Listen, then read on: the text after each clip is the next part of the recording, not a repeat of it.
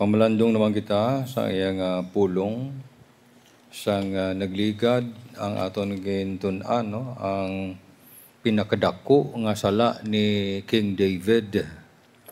Sa aton quick survey na sa naton nga dako pa ini sang sa pagpatay kag pagkamit siya sang adultery. Mismo siya among nag-acknowledge ini ang sala niya nga pagpangakig. Grabe, no? Pagpangakig. Kagang sala niya nga pagka-arrogante. Kagang sala niya nga agresibo siya. Muna ang mga sala ginkilala niya. Karon, ato naman lang taon diri, ang nanungod naman sa kay King David,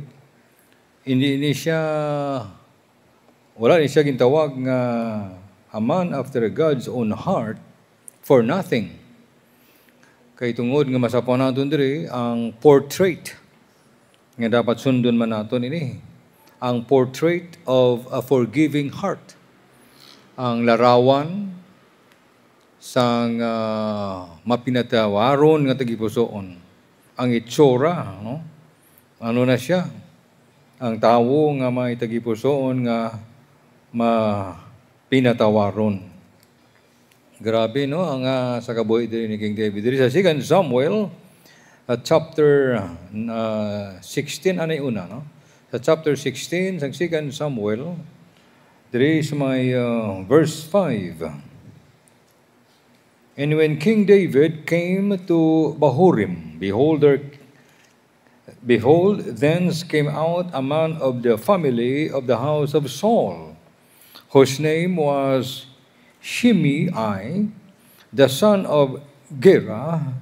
He came forth and cursed still as he came. And he cast stones at David and at all the servants of King David. And all the people and all the mighty men were on his right hand and on his left. And thus said Shimei when he cursed, come out, thou bloody man, and thou man of Belial. The Lord hath returned upon thee all the blood of the house of Saul, in whose stead thou hast reigned. And the Lord hath delivered the kingdom into the hand of Absalom, thy son. And behold, thou art taken in thy mischief, because thou art a bloody man. Mga muya na kita, Ginoo, salamat gid sining mga pulong, bisan hindi namon matun-an sing detalye or sang maid-id gid ang pulong nimo, pero nga makuha namon diri, Ginoo, ang kamatuoran nga sa kabuhi sang imo nga alagad, bisan ano nga pagkamalaot kapag boyayaw sa iya, Ginoo, huwag siya naghakyaw sa iyang kamot, sa pagtampa o kung sa pagbalos sa tao. Labi na gid, way man siya, Ginoo, maghambal, magbungat sa ano nga pulong. Do ano nga huwaran ini sa kabuhi niya, nga kaangay manimo, ikaw, Ginoo, gipasipalahan, ginduplaan, ginsakit, ginpakahuyan sa tunga sa madamo ang mga tao. But you revile not again. Way ka nagbalos. Mahiwayan ini, Ginoo, sa among kabuhi. Matagaan mo kami ayahan sing kusog, mahimo manamo ini sa among kabuhi. Kabay pa, nga mahimo namon, Ginoo, kag mapakita ang matudtuon nga tagipusoon nga mapinatawaron. Sa ngalan ni Jesus, napangayo namo ini pagtuon karon. Amen. So diri si David, natabo ini diri, pagkatapos nga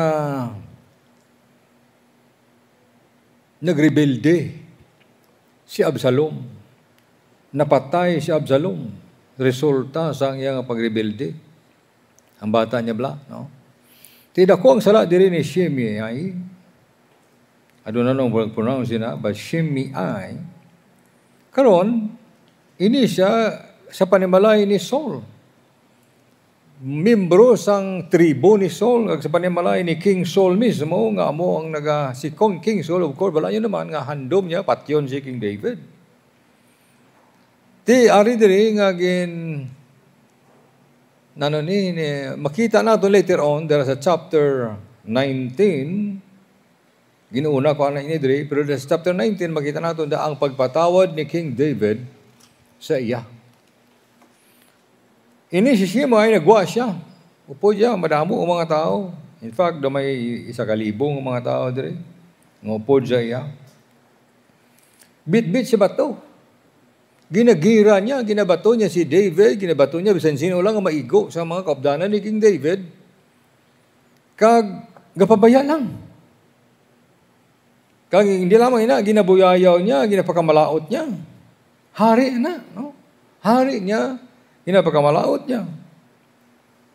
Ti mismo nagareklamo diri ang mga kaupdanan ni King David, sila niya, ay, ginahimo niya ni to the kings or to the Lord's anointed. Ginahimo niya ni sa tao, ginhaplasan, ginpili sang Dios. Nung offer diri ang ang isa ka kapitan niya, si Abishai, sila niya sa hari, sila niya, naano ning patay nga ido ni. Nga ginapakamalaot niya, ikaw, mahal nga hari.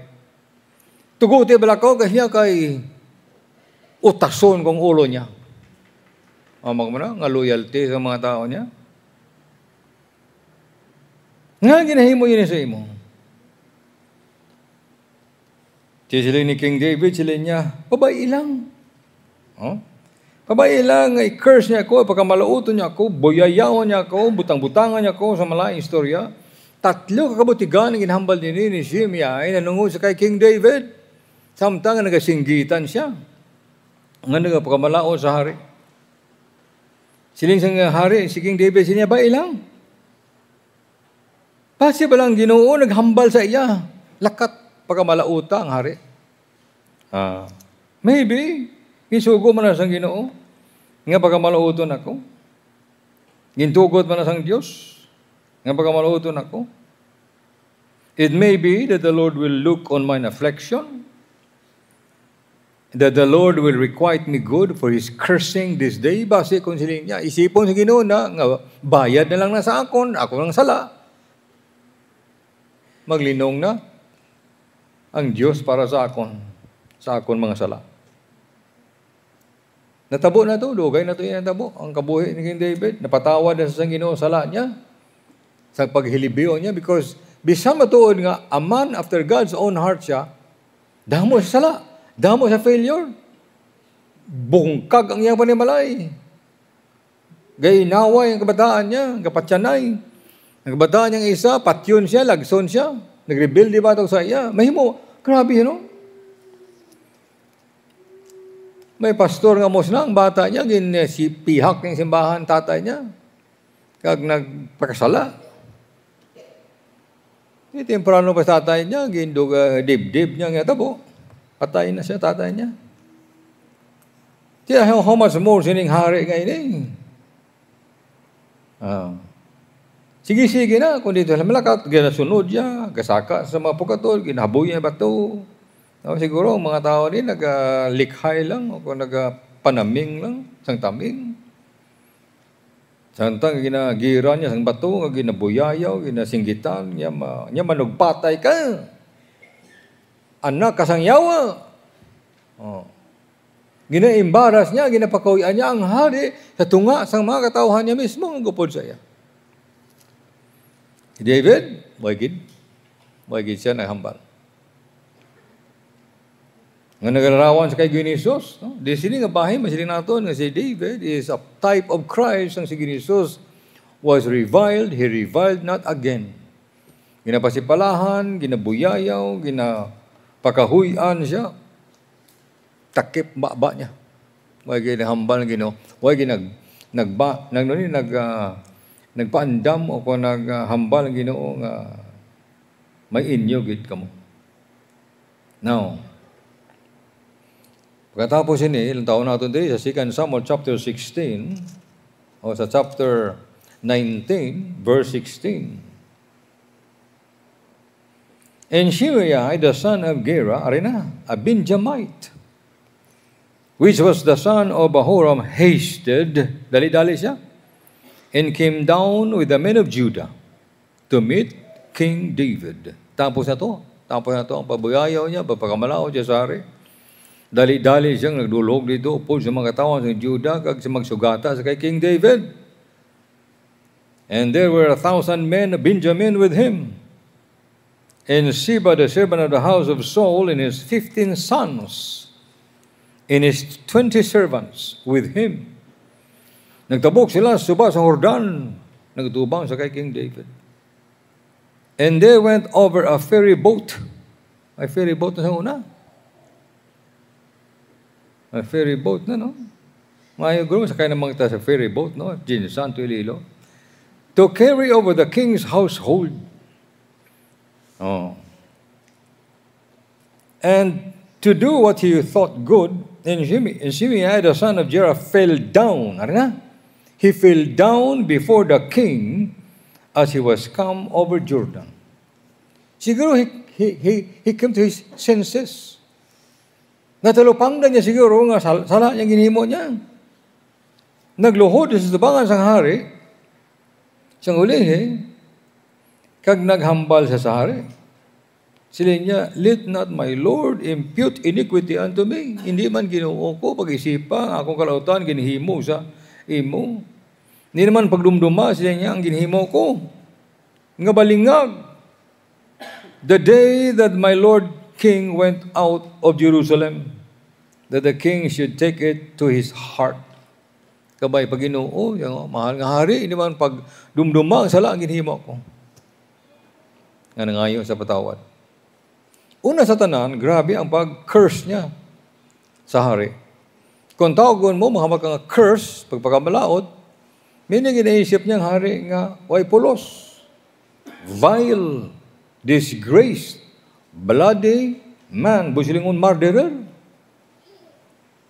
Kagitawag yung son of Belial, basaton pa, worthless, anak ng yawa. Tawagon mong hari, kangay sana. Tawagon mong hari, isip sang belang sulatan, the Lord, anointed king. Masakit ang mga bolong niya, hindi lamang ini nga masakit pamatian, kundi nagsakit pagid kung ginahaboy niya bato. Nasiling bala nga sticks and stones will hurt my bones, but words will never hurt my heart. Mahimo na, no? Mga lipak, matariwis, bato, masakitan ka. Pero kabay pang hindi ka masakitan sa mga polong, haboy sa imo.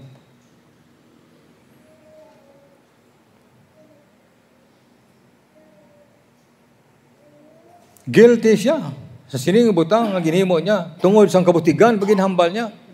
Ginbuyayaw niya sa King David, ginpakamalaot niya, gingiray sing bato, kag ginhambal niya ang kabutigan nga nabatian sa madamo nga mga tao, nga hambal niya siya nga paghambal dito sa chapter 16, nga sila niya, ikaw ang rason. Ikaw ang rason sila niya nga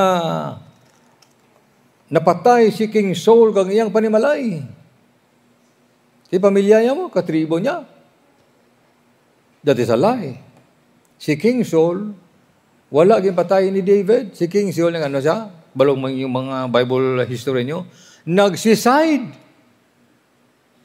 Gindamhagan niya mismo ang espada sa kagulingon niya. Paano nga si David patay sa iya? Ang mga kabataan niya, nakalamatay sa gira. Kontra sa mga Philistines. Ikaduwang kabutigan, sila ginkawat mo ang trono ni King Saul. Ginkawat. Gapungko pa lamang sa trono si King Saul, ang sovereign will sang Diyos aron na sa kay King David nga bakiro pa lamang siya, gintangduan na siya ang ikaw hari. Ginremove ko na ng hari ngay na.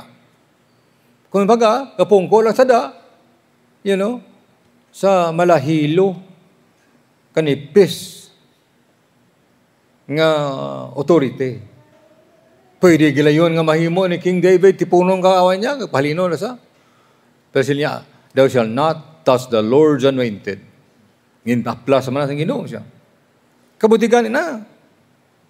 Ginhatag niya sang Diyos ang trono sa kay David. Wala iging agaw. Ikatatlong kabutigan, balo mo, sila niya ang Diyos. Ginhatag niya ang trono niya sa anak mo. Nga si Absalom, unang hambal niya sa iyang pagbuyayaw, pagpakamalaot, pagpakanubo sa hari. Nga muna siya niya, mani, managpatay ka, yawa ka. Kung di ginkuha na lang ang Diyos ang imong trono, ginhatag sa bata mo. Wala. Nag-rebuilding bata niya, kag nag-agaw sa mga trono. Wala niya ginhatag. Kung isipon mo at this time, si Shimei, ayaw mo ni siya makabig na ito, the son of Belial. Wala pulos nga sa tao. Si David, aran na sa, kumbaga, aran na sa lumpiga na sa idalom. He's down, down, down. Tungod sa natabo sa panimalay niya, rebuilding bata niya, ginahandom sa kapatyon, gindugangan pa ni Shimei. Gindugangan niya. Daging sipa niya tapat ang hari. Tiyo kung ikaw, abi, sa imong sitwasyon na mo ini. Kunyara ka mo sa sitwasyon, hindi broken na imong kabuhi. Manubo na, paglantaw mo sa imong kagalingon. Tungod sini, tungod sina. Dugangan pagid, sipaon ka. Siguro kung kita sa kay King David, babalos kita, dublihon tang pagbalos. Ara ka na sa authority mo. Ngahimoon mo, malain, sobra pa, times 2 nga pagbalos aya. Si Apostle Paul naghambal diri. Para sa mga Kristohanon sa Romans chapter 12. Sa Romans chapter 12, verse 14. Bless them which persecute you, bless and curse not. Tigin curse siya sang hari. O kung curse siya ang hari. Di kung ikaw i-curse. I-curse mo man. Dublihon mo. Rejoice with them that do rejoice and weep with them that weep. Be of the same mind one toward another. Mind not high things, but condescend to men of low estate. Be not wise in your own conceits. Recompense to no man. Evil for evil. Di ka magbalo sa tao, sang malaot ginhimo niya, ang basla mo sa sang malaot man. Hindi na yan ang Kristohanong mga buhi. Provide things honest in the sight of all men, if it be possible, as much as lieth in you, live peaceably with all men. May encounter mo rin sa mong kabuhi. May encounter mo sa ministry, madamo sa mga tao who are full of negativity. Tanan negatibo, tanan pag-criticize, tanan pagpakamalaot, tanan pagpakalain. Ano imoon mo? Recompense to no man, evil for evil. Magbalos, hipos, silence is the best defense. Proverbs 24. Si Solomon, mo yung sining advice. Sa Proverbs 24, verse number 29. Bata ni King David ni Solomon, na-adapt na ningdaan niya sang hari. Ang una pa, may pamatao Solomon. 24-29 sila niya, say not, I will do so to him as he hath done to me. I will render to the man according to his work. Di ka maghambal, himuon ko sa iya, ginimo niya sa akon. Ibalos ko sa iya, suno sa binuhatan niya. Hindi ka maghimo siya na. Kung ikaw, Kristohanon. Kung ikaw, may forgiving heart. Manang portrait sa natawag nga forgiving heart. Hindi ka kabalo, magrason, bakuan na lang na. Lukang ay bala na kay presidente na itong lang, si Digong. Ako sana sa niya, huwa. Ako niya dayon na, way pa nila sisa ako, nung ako sana siya, huwa. Go sa dayon, ngayon mo niya. Tapos, si Peter, may ginhambal man si sumong sinay. Nanungod sa mga tao, nga nag-curse, ng pagkamalaot, nagabutang-butang, naging mo istorya sa imo. 1 Peter chapter 2, sa verse 23.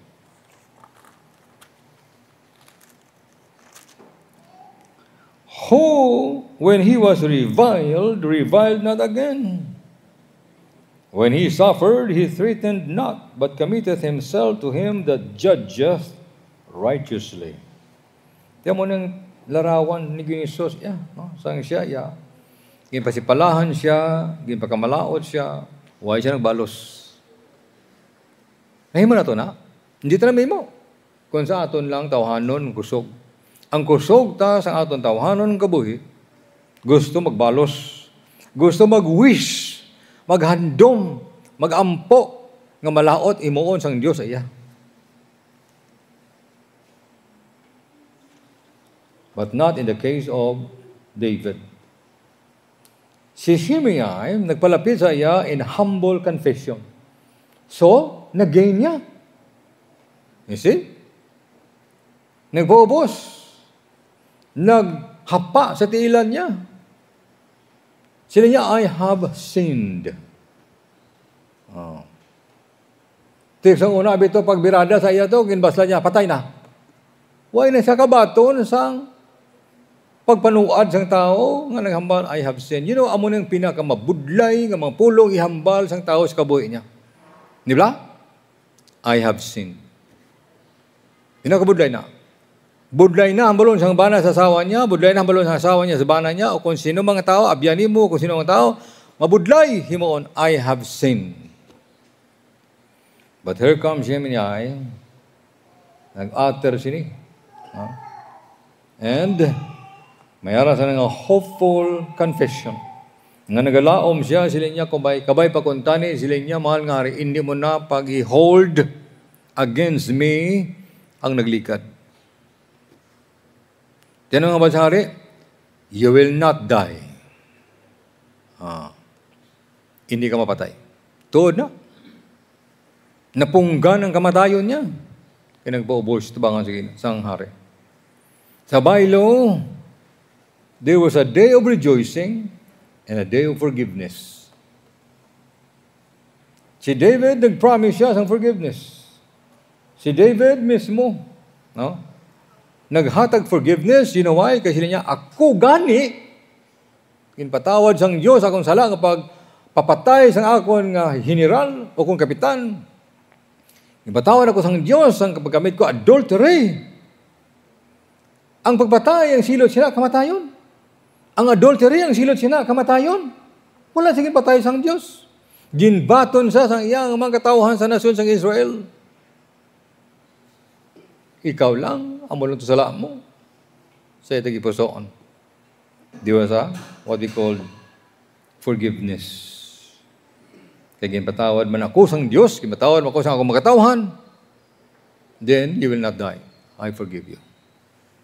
Kaya mo ina, ang tawag nga, picture, portrait, sang forgiving heart. Ginoo, salamat gid sining mapulong, madalong pang mga kabaturan, ang dinamo na ibaluan sa pulong ni mo Ginoo. Apang ang tendency sa mga kabuhi is to take revenge, kag magdumot, kag magtanom Ginoo sa mga negatibo nga mga butang sa among kabuhi, nga nagaguba sa amon nga espirituhanon, nga balatyagong pangunawa sa imong Ginoo. Kabay pang ikaw magabulig sa amon, na kung may isa Ginoo nga makahambal sa amon sa mga malaot ng butang, abtik kami gilayon. Magpatawad, magkalimot sini. Tungod ikaw ang nagpamati man. Ito gyanamo ini, sa ngalan ni Jesus, Amen.